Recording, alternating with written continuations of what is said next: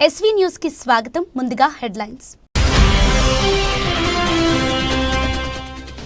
ఆశా వర్కర్లకు కనీస వేతనం 18,000 వేతనం అమలు చేయాలి. ASHA workers demand.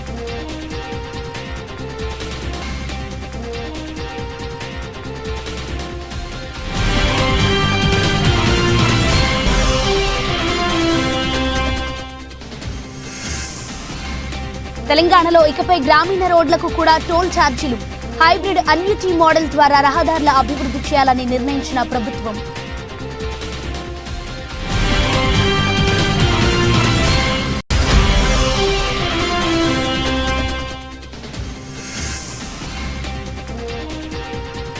అమలాపురం వెంకటరమణ థియేటర్లో కోర్టు సినిమా ప్రదర్శన నిలిపివేసిన రెవెన్యూ అధికారులు.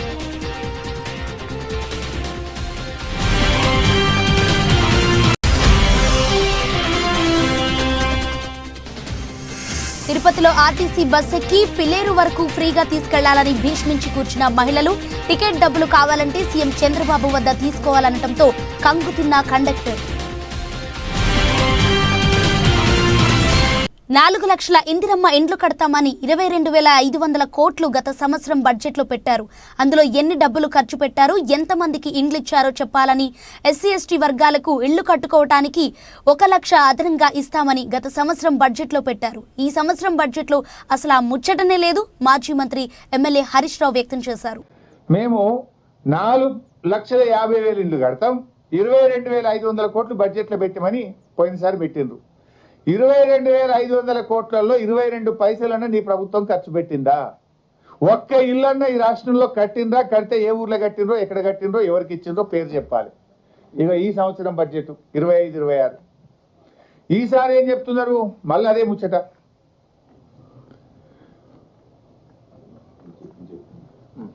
సేమ్ అదే. ప్రతి నియోజకవర్గానికి 3 అంటే సేమ్ చెప్పినా, అంటే పోయినసారి చెప్పిన అది మక్కి ఏం తెరవలేదు. 3,500 ఇండ్లు మళ్ళీ గదే 12,500, 22,500 కోట్లు పెట్టినాం. ఆడ పెట్టిండ్రు అంటే మీరు ప్రజల్ని ఎట్లా మోసం చేస్తారు? ఎస్సీ ఎస్టీలకు 1 లక్ష రూపాయలు ఎక్కువ ఇస్తామని పోయిన బడ్జెట్లో చెప్పిండ్రు. ఈ బడ్జెట్కి వచ్చే వరకు మాయమైపోయింది. పోయినసారి ఏమో వాళ్ళ కాంగ్రెస్ మేనిఫెస్టోలో ఉంది, ఎస్సీ ఎస్టీలకు ఇల్లు కట్టుకుంటే 1 లక్ష రూపాయలు ఎక్కువ ఇస్తామని. మొదటి బడ్జెట్లో చెప్పిండ్రు 1 లక్ష రూపాయలు ఎక్కువ ఇస్తామన్నారు. సరే, 1 లక్ష ఎక్కువ లేదు, తక్కువ లేదు, ఎవరికి ఇవ్వలేదు, రూపాయి ఇయ్యలే. ఈ బడ్జెట్కి వచ్చేసరికి మళ్ళా కదే 3,500 కోట్లు ఇస్తామన్నారు, కానీ 1 లక్ష రూపాయలు ఎస్సీ ఎస్టీలకు ఇచ్చేది మాయమైపోయింది. తెలంగాణ రాష్ట్రం అప్పు 2014 నుండి ఈ రోజు వరకు 4,37,000 కోట్లు అని బడ్జెట్లో పేర్కొన్నారు. కేసీఆర్ చేసిన అప్పుల గురించి, గతంలో రేవంత్ రెడ్డి చేసినవన్నీ అసత్య ప్రచారాలని ఈ రోజు ప్రవేశపెట్టిన బడ్జెట్ ద్వారా తేలిపోయిందని ఎమ్మెల్సీ కల్వకుంట్ల కవిత తెలియజేశారు. ఇంకొక అంశం ఇదే బుక్లో ఒక మాట పదే చెప్పింది ఏంటంటే, కేసీఆర్ గారు బాగా అప్పులు చేసిండ్రు, రాష్ట్రాన్ని అప్పుల పాలు చేసిందని చెప్పారు. అబద్ధం అని చెప్పి మేము పదే నిరూపిస్తున్నాం. మళ్ళీ ఇది ఈ రోజు ఇచ్చినటువంటి ఈ పుస్తకం, ఇందులో వాళ్ళే నిరూపించుకుంటూ తెలంగాణ రాష్ట్రం ఏర్పడ్డప్పటి నుంచి ఈ రోజు వరకు జరిగినటువంటి అప్పు 4,37,000 కోట్లని మరి ప్రభుత్వమే ఇచ్చింది. కానీ కేసీఆర్ గారిని పట్టుకొని 7.5 లక్షల కోట్లు అప్పు చేసిరు, మీరు ఇన్ని లక్షల కోట్లు అప్పు చేసిరు అని చెప్పి పదే చెప్తుంటారు. ఇక ఈ 4 లక్షల గమ్మత్ ఏంటంటే, ఈ 4,37,000 కోట్ల డబ్బులో ఈ ముఖ్యమంత్రి గారు చేసినటువంటి 1,58,000 కోట్లు ఆయన ఫ్లోర్ ఆఫ్ ది హౌస్లో ఒప్పుకున్నటువంటి అమౌంట్ కూడా ఇందులో యాడ్ అయి ఉన్నది. అంటే కేసీఆర్ గారు చేసినటువంటి అప్పు మీద వాళ్ళు తప్పుడు ప్రచారం చేసిందన్న విషయాన్ని ప్రభుత్వము మరి ఈ 2 పుస్తకాలలో కూడా ఈ బడ్జెట్లో రాసివ్వడం అన్నటువంటిది వాళ్ళ అసత్యాలను ఎండగట్టేటట్టుగా ఉన్నది. ఈ విషయం ప్రజలు గమనించాల్సిందిగా కోరుతా ఉన్నాం. ఆశా వర్కర్ల సమస్యలు పరిష్కరించాలంటూ రంగారెడ్డి జిల్లా కలెక్టర్ కార్యాలయం ముందు సిఐటియు ఆధ్వర్యంలో ఆశా వర్కర్లు ధర్నా కార్యక్రమం చేపట్టారు. ఈ కార్యక్రమానికి ఆశా వర్కర్ల జిల్లా గౌరవ అధ్యక్షురాలు కవిత ధర్నాను ఉద్దేశించి మాట్లాడుతూ, ఆశా వర్కర్లకు బడ్జెట్ సమావేశాల్లో ప్రభుత్వం 18,000 రూపాయలు ఫిక్స్డ్ వేతనం నిర్ణయించాలన్నారు. ప్రమోషన్, పీఎఫ్, ఈఎస్ఐ, ఉద్యోగ భద్రత తదితర సమస్యలను పరిష్కరించాలని అన్నారు. కరోనా కష్టకాలంలో ఆశా వర్కర్లు తమ ప్రాణాలకు తెగించి ప్రజలకు సేవలందించారని, అలాంటి ఆశా వర్కర్ల పట్ల ప్రభుత్వం చిన్నచూపు చూడటం తగదని అన్నారు. గతంలో ఇచ్చిన హామీ ప్రకారం ఆశలకు మట్టి ఖర్చులు 50,000 చెల్లిస్తూ ఉత్తర్వులు జారీ చేయాలని డిమాండ్ చేశారు. ఎన్నికలలో ఇచ్చిన హామీ ప్రకారం ఆశా వర్కర్లకు ప్రసూతి సెలవులు కల్పిస్తూ వెంటనే ఉత్తర్వులు జారీ చేయాలని అన్నారు.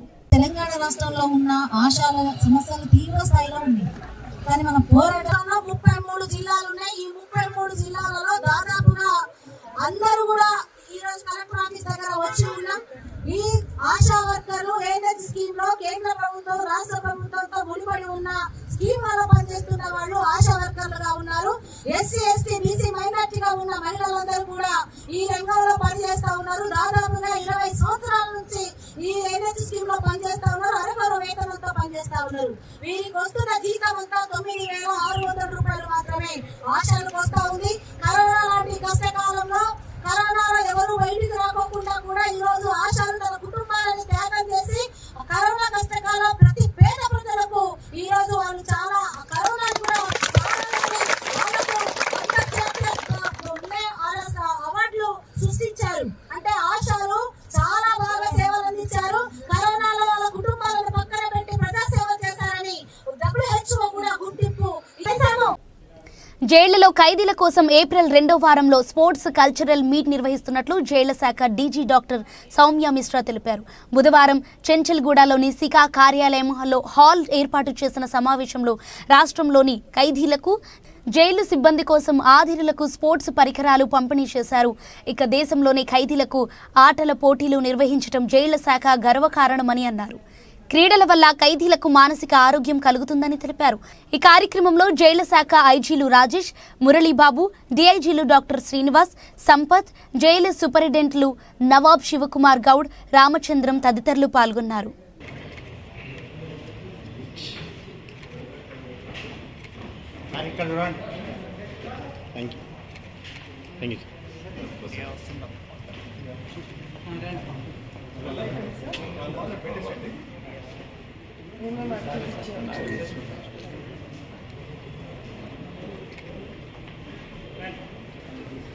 Second the close. Okay, here. Thank you. Second the close. Sir. Yeah. Okay, here.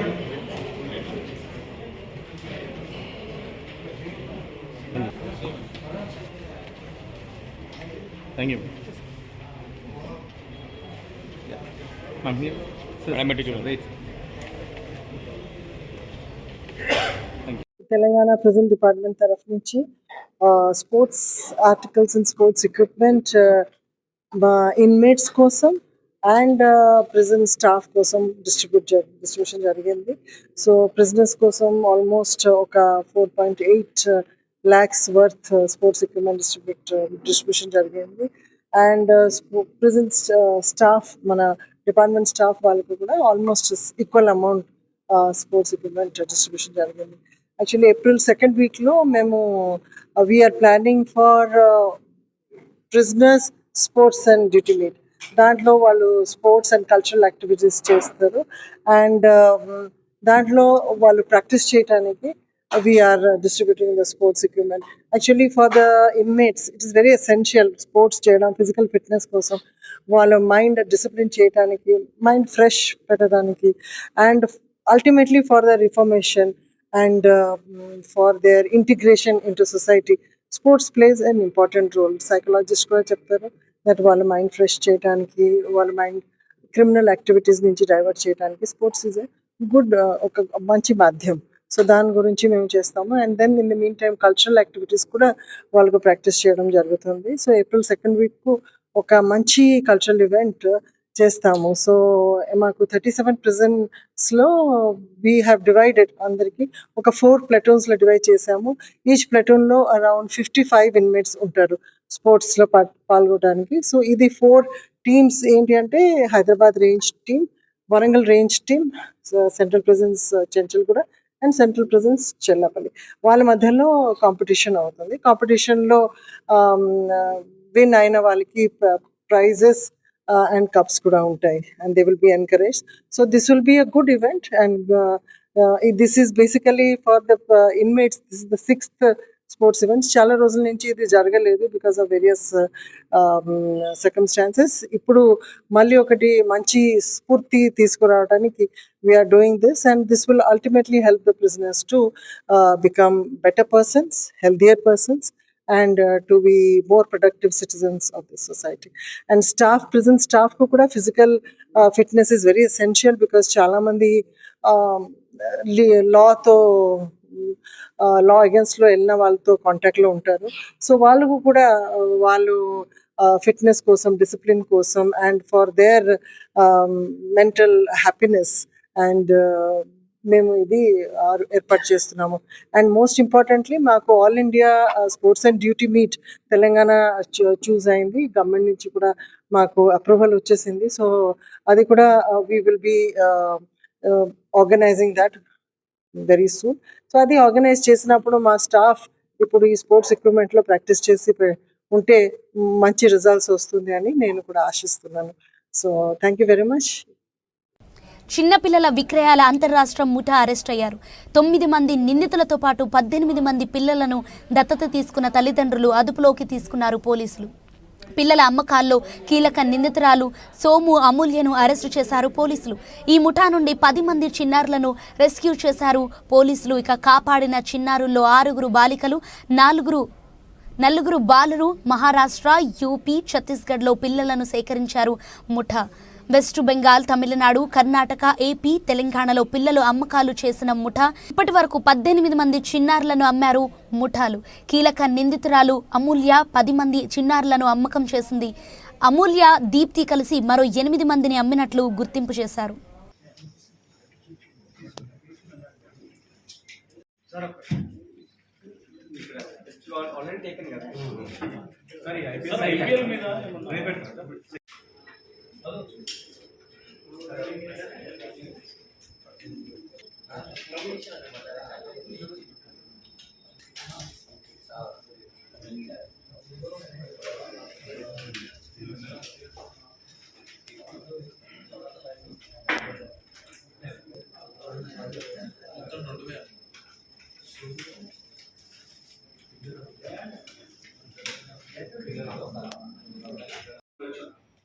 అట్లా చెప్పినది అమ్మడం జరిగింది.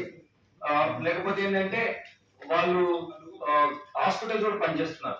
హాస్పిటల్ ముందు తీసుకురావడం జరిగింది. సో అక్కడ ఎక్కడెక్కడ అయింది, ఏ టైంలో అయింది, ఆ టైంలో హాస్పిటల్ ఏమన్నా మిస్సింగ్ కేసు కానీ ఇట్లా పిల్లలు ఆయన దొంగతనం జరిగిన కేసులు ఏమైనా ఉన్నాయా అవి మేము వెరిఫై చేస్తాం. ఇప్పుడు 25 people మనము గర్ల్స్ ని ఐడెంటిఫై చేసాం కాబట్టి suddenly progress in the investigation. And then we got real accused also. ఇక్కడ తీసుకొచ్చి కొన్న వాళ్ళనే కానీ నియరెస్ట్ కాకుండా ఎలా వచ్చారు, ఎక్కడి నుంచి తీసుకొచ్చారు అవన్నీ తీసుకున్నాం కాబట్టి parentage it's a difficult process actually.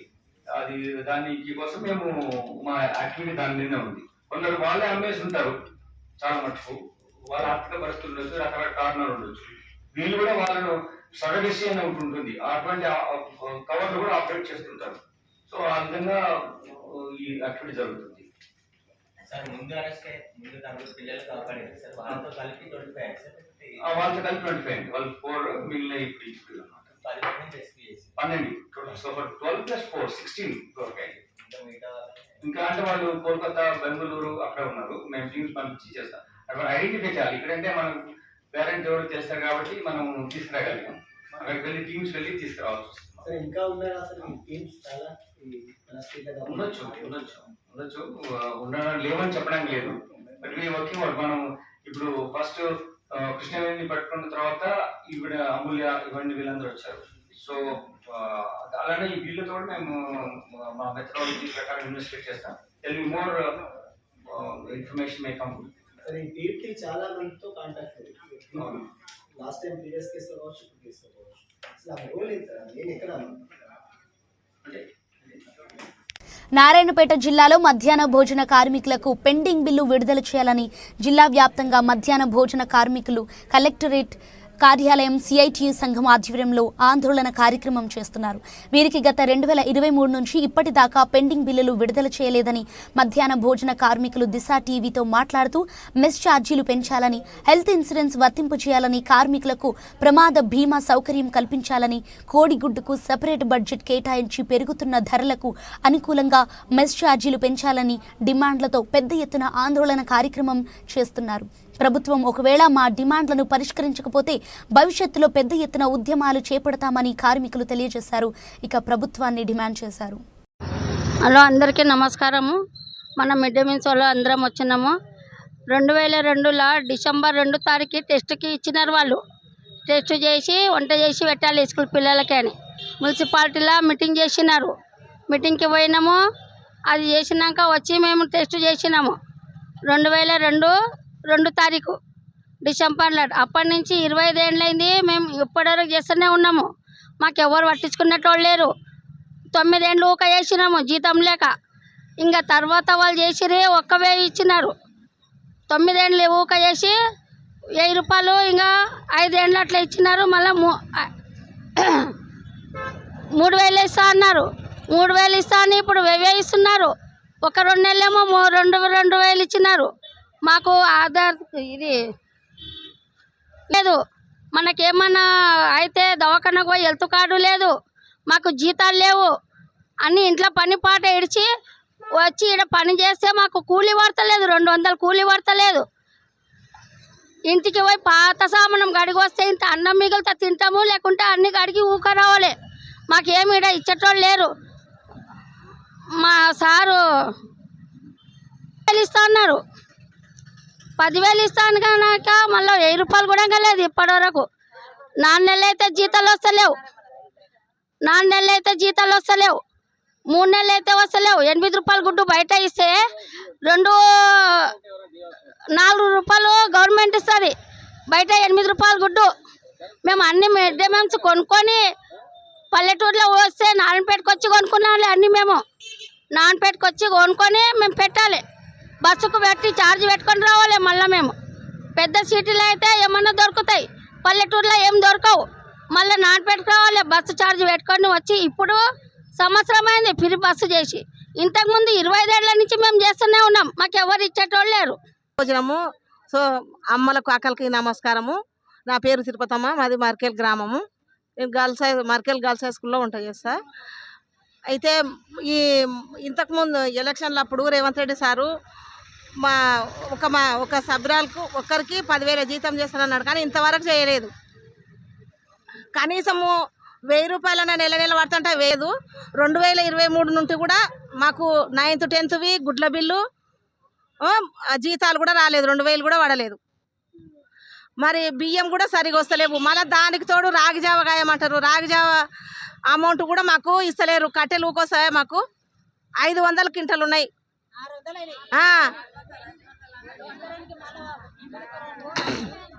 ఇక మాకైతే నెల జీతాలు పడితేనే బాగుంటుంది. అందరం మా ఇప్పుడు కుటుంబంలో అందరం బతుకు. కానీ నెల జీతాలు వస్తలేవు. 2023 నుండి మాకు 2,000 వస్తలేవు. 1,000 రూపాయలు మాత్రము పడతవి. రెగ్యులర్ వస్తలేవు. మొన్న 6 నుండి 8 వరకే జనవరివి ఫిబ్రవరివి పడ్డవి. ఇంకా అంతకుముందు 2023 నుండి రావాలి 2,000.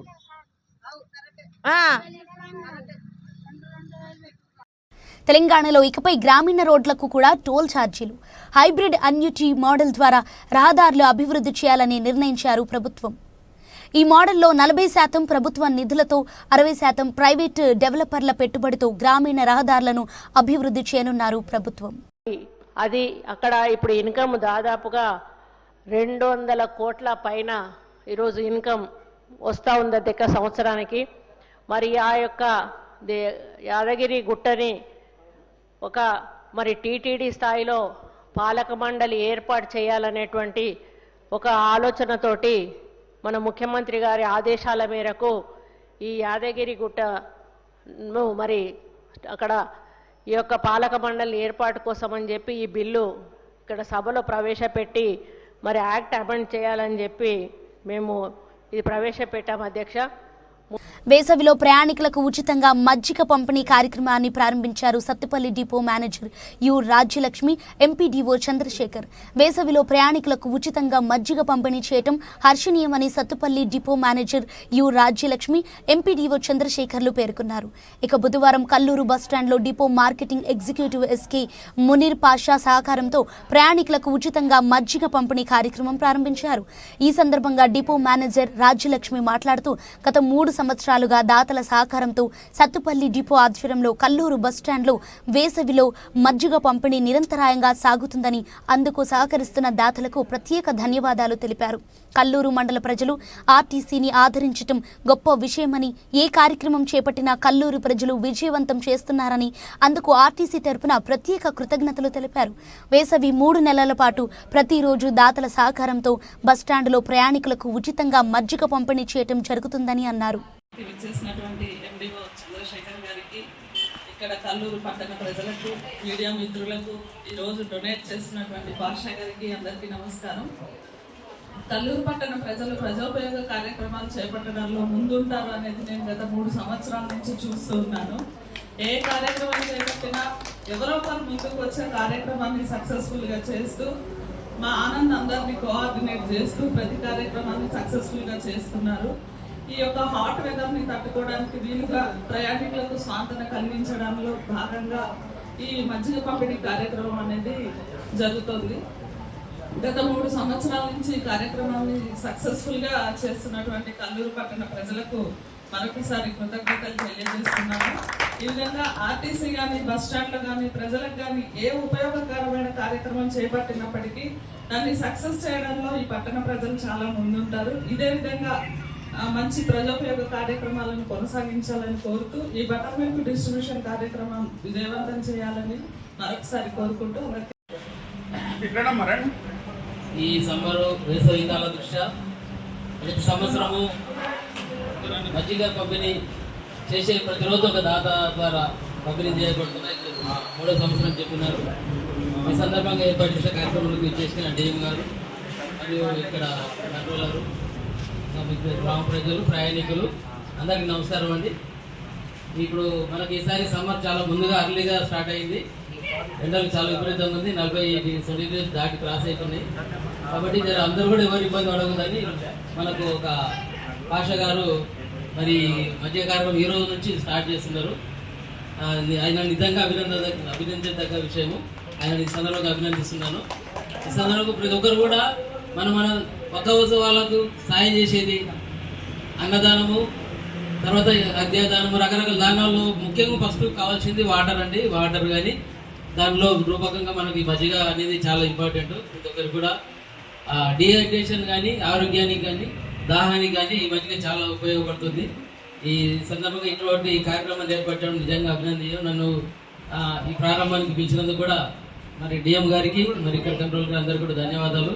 ఈ యొక్క మంచి కార్యక్రమం నుండి ప్రతి ఒక్కరు కూడా ఇన్స్పైర్ అయ్యి రోజు ఒకరు మీరు కూడా ఎవరైనా ఇన్స్పైర్ అయిన ప్రతి ఒక్కరు కూడా మీరు ఒక రోజు మీకు ఇదేంటి మనకు ప్రోత్సహించడంలో మీరు కూడా భాగస్వామ్యం కావాలని కోరుకుంటూ, ఏదులపురం మున్సిపాలిటీలో పవిత్ర రంజాన్ మాసంలో ఉపవాస దీక్షలో ఉండే ముస్లిం సోదరుల కోసం ఏర్పాటు చేశారు ఇఫ్తార్ విందు. ఆత్మీయత, మత సామరస్యానికి ప్రతీక అని తెలంగాణ రెవెన్యూ, గృహ నిర్మాణం, సమాచార శాఖల మంత్రి పొంగులేటి శ్రీనివాసరెడ్డి పేర్కొన్నారు. ఏదులపురం మున్సిపాలిటీ పరిధిలోని సత్యనారాయణపురంలో గల టీసీవీ రెడ్డి ఫంక్షన్ హాల్లో మంత్రి పొంగులేటి ఆధ్వర్యంలో పాలేరు నియోజకవర్గ ముస్లిం సోదరులకు బుధవారం ఇఫ్తార్ విందునిచ్చారు. జిల్లా collector Muzammil Khan, police commissioner Sunil Dutt హాజరైన ఈ ఇఫ్తార్ దావత్లో నియోజకవర్గంలోని సుమారు 1500 మందికి పైగా ముస్లిం సోదరులు, మత పెద్దలు పాల్గొన్నారు. ఈ సందర్భంగా మంత్రి పొంగులేటి మాట్లాడుతూ ముస్లిం సోదరులు రంజాన్ మాసం అంతా భక్తి శ్రద్ధలతో నిర్వహిస్తారన్నారు. పవిత్ర రంజాన్ మాసంలో ఉపవాస దీక్షలు ఆచరించే ముస్లిం సోదరులకు ఇచ్చే ఇఫ్తార్ విందు మత సామరస్యానికి ప్రతీకగా నిలుస్తాయన్నారు. రంజాన్ పండుగ వారి జీవితాలలో సుఖ సంతోషాలను నింపాలని అల్లాహ్ను కోరుకుంటున్నానని మంత్రి తెలిపారు. ఈ కార్యక్రమంలో కాంగ్రెస్ పార్టీ రాష్ట్ర నాయకురాలు మద్నేని బేబీ స్వర్ణకుమారి, పాలేరు నియోజకవర్గ ఆత్మ కమిటీ చైర్మన్ చావా శివరామకృష్ణ, మద్దులపల్లి వ్యవసాయ మార్కెట్ కమిటీ చైర్మన్ బైరు హరినాథ్ బాబు, ఏదులపురం మున్సిపల్ కమిషనర్ ఆళ్ల శ్రీనివాస్ రెడ్డి తదితరులు పాల్గొన్నారు. గ్రామీణ ప్రాంతాలలో ప్రాథమిక ఆరోగ్య కేంద్రాల పనిచేసే ఆశా వర్కర్లకు 18,000 వేతనం అమలు చేయాలని ఈ రోజు ఉదయం నుండి కలెక్టర్ కార్యాలయం ముందు ఆశా వర్కర్లు పెద్ద ఎత్తున ధర్నా నిర్వహిస్తున్నారు. ఈ సందర్భంగా ఆశా వర్కర్ల జిల్లా అధ్యక్షురాలు బాలమణి మాట్లాడుతూ అనేక సంవత్సరాలుగా అనేక ఇబ్బందులకు గురైన ఆశా వర్కర్లు అలాగే గ్రామీణ ప్రాంతాల్లో డ్యూటీలు చేస్తున్నామని కనీస వేతనం అమలు చేయడం లేదని డిమాండ్ చేశారు. కాంగ్రెస్ ప్రభుత్వం అధికారంలోకి రాకముందు 18,000 వేతనం అమలు చేస్తామని మేనిఫెస్టో ప్రకటించారు. కానీ నేటికి 15 నెలలు గడుస్తున్నా కాంగ్రెస్ ప్రభుత్వం ఇచ్చిన హామీని మర్చిపోయి ఆశా వర్కర్లను నిర్లక్ష్యం చేస్తున్నారని మండిపడ్డారు. ఇప్పటికైనా ఆశా వర్కర్లకు మీరు ఇచ్చిన మేనిఫెస్టో హామీని అమలు చేయాలని, లేకపోతే రాష్ట్ర వ్యాప్తంగా పెద్ద ఎత్తున ఉద్యమాలను చేపడతామని అన్నారు. కార్యక్రమంలో ఆశా వర్కర్లు పెద్ద ఎత్తున పాల్గొన్నారు. ఇక ఉదయం నుంచి కలెక్టరేట్ కార్యాలయం ముందు పెద్ద ఎత్తున నిరసన చేస్తూ ధర్నాకు కూర్చున్నారు. పోలీసులు పెద్ద ఎత్తున మోహరించున్నారు. కార్యక్రమంలో పెద్ద ఎత్తున ఆశా వర్కర్లు పాల్గొన్నారు. భారతీయ మజ్దూర్ సంఘ్ దేశవ్యాప్త పిలుపులో భాగంగా రాజన్న సిరిసిల్ల జిల్లా కలెక్టరేట్ వద్ద భారతీయ మజ్దూర్ సంఘ్ నాయకులు ధర్నా నిర్వహించారు. దేశంలో 2.5 కోట్ల మంది ఆధారపడ్డ బీడీ కార్మికులు అత్యధికంగా రాజన్న సిరిసిల్ల జిల్లాలో కుటుంబాలతో జీవనాధారం గడుపుతున్నారని భారతీయ మజ్దూర్ సంఘ్ నాయకులు అన్నారు. కేంద్ర రాష్ట్ర ప్రభుత్వాలు అధికంగా బీడీ పరిశ్రమపై జీఎస్టీ విధిస్తున్నాయని తెలిపారు. పొగాకు ఉత్పత్తుల నుండి బీసీ పరిశ్రమను వేరు చేయాలని డిమాండ్ చేసినట్లు తెలిపారు. ఈ నెల 29న సిరిసిల్లలో రాష్ట్ర మహాసభలను నిర్వహిస్తున్నామని, అట్టి సభలను విజయవంతం చేయాలని పిలుపునిచ్చారు. ఈ కార్యక్రమంలో బీఎంఎస్ రాష్ట్ర అధ్యక్షులు కల్లి శ్రీనివాస్, రాష్ట్ర ఉపాధ్యక్షులు పప్పుల సురేష్, బీడీ కార్మిక సంఘు రాష్ట్ర అధ్యక్షులు సుధీర్ కుమార్, రాష్ట్ర ప్రధాన కార్యదర్శి చిలివేరి కిష్టయ్య, తీగల దేవదాసులు పాల్గొన్నారు. కనీస పెన్షన్ 5,000 ఇవ్వాలి. కనీస పెన్షన్ 5,000 ఇవ్వాలి.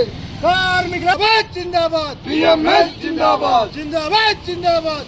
పెన్షన్ 5,000 పెంచాలి. భారత్ మాతా కీ జై, భారత్ మాతా కీ జై, జై జై మాతా, భారత్ మాతా, జై జై మాతా. కార్మికుల ఐక్యత వర్ధిల్లాలి, వర్ధిల్లాలి. కార్మికుల ఐక్యత వర్ధిల్లాలి, వర్ధిల్లాలి. ఈఎస్ఐ పెంచాలి. ఈఎస్ఐ కనీస పెన్షన్.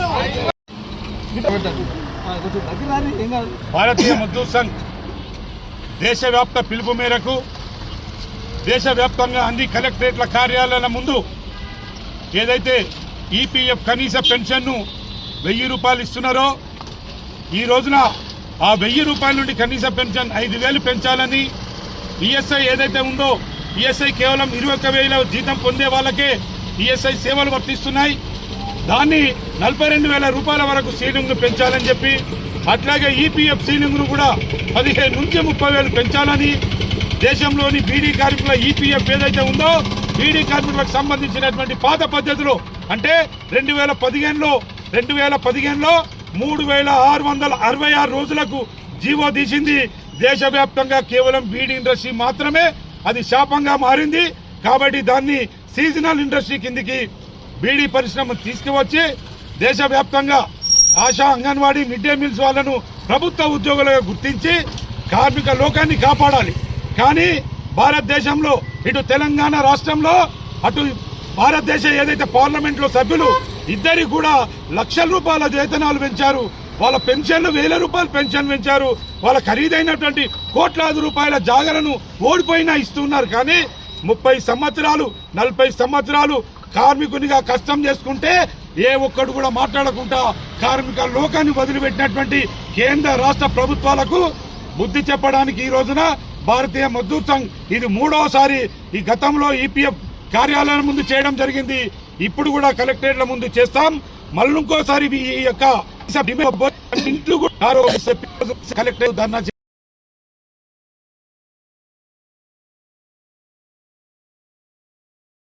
వార్తలు ముగించే ముందు మరోసారి హెడ్లైన్స్.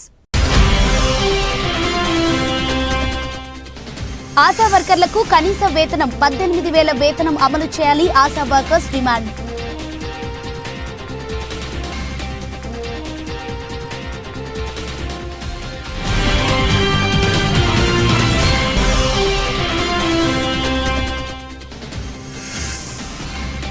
తెలంగాణలో ఇకపై గ్రామీణ రోడ్లకు కూడా టోల్ ఛార్జీలు. హైబ్రిడ్ అన్యూటీ మోడల్ ద్వారా రహదారుల అభివృద్ధి చేయాలని నిర్ణయించిన ప్రభుత్వం.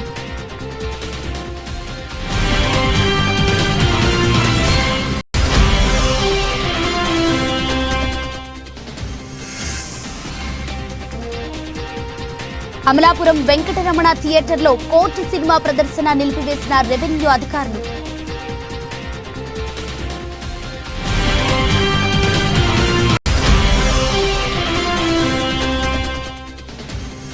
తిరుపతిలో ఆర్టీసీ బస్ ఎక్కి పిల్లేరు వరకు ఫ్రీగా తీసుకెళ్లాలని భీష్మించి కూర్చున్న మహిళలు. టికెట్ డబ్బులు కావాలంటే సీఎం చంద్రబాబు వద్ద తీసుకోవాలనటంతో కంగుతిన్న కండక్టర్. వార్తలు సమాప్తం. అంతవరకు సెలవు. నమస్తే.